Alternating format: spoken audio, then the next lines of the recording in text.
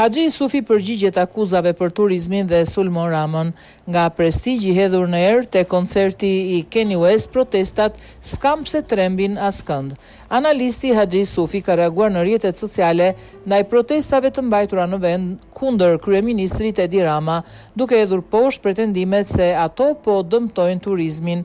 Sipas tij, protestuesit fillimisht janë etiketuar me akuza të ndryshme, ndërsa tani po ngarkohet me faj edhe fakti se gjoja po i largojnë turistët nga Shqipëria.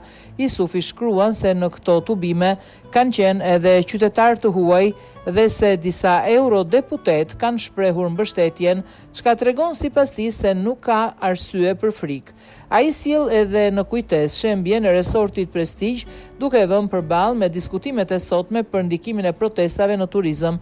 Jusufi thekson se nuk duhen harruar se në mes të ditës Prestigj ishte plot me pushues dhe u hodh në herë pa u menduar as pak për ta. Në vijim ai kritikon edhe organizimin e një koncerti të Kanye West dhe mënyrën se si janë menaxhuar fondet publike, duke thënë se janë shpërdoruar 4.2 milion euro. Në mbyllje të reagimit, Jusufi bën thirrje qytetarëve të marrin pjesë në protestë deri në largimin e Ramës, duke përshkruar atë si një përvojë që sipas tij sjell shpresë dhe optimizëm. Ja dhe reagimi plot, protesta po trem turistët, pasi me protestuesit u tallën më pas si quajtën spiun të Iranit, Greqisë, Serbisë, Koresë, Kinës, Indisë, Afganistanit e tjerë. Sot dëgjojmë se ata po trembin turistët që të vinë në Shqipëri.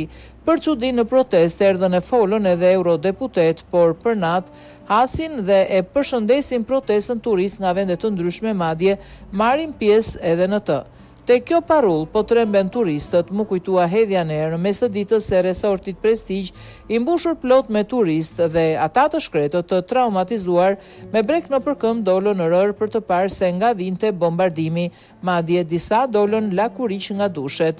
Edhe sot po detyrohen të mbushin stadiumin ku do të këndoj Gorilla me nxënës shkollas dhe punonjës të shtetit. Kryeministri tha se i pagoi 4.2 milion euro për të mos nxirë Shqipërinë, por më duket se e mbyllë përfaqe të zezë me një byth të zezë. Nuk jam racist, por realist. Kështu ndodh kur me muzikën në përbot merret një që vetëm këngën librazhdi im sa fort të dua ka kënduar në jetën e tij.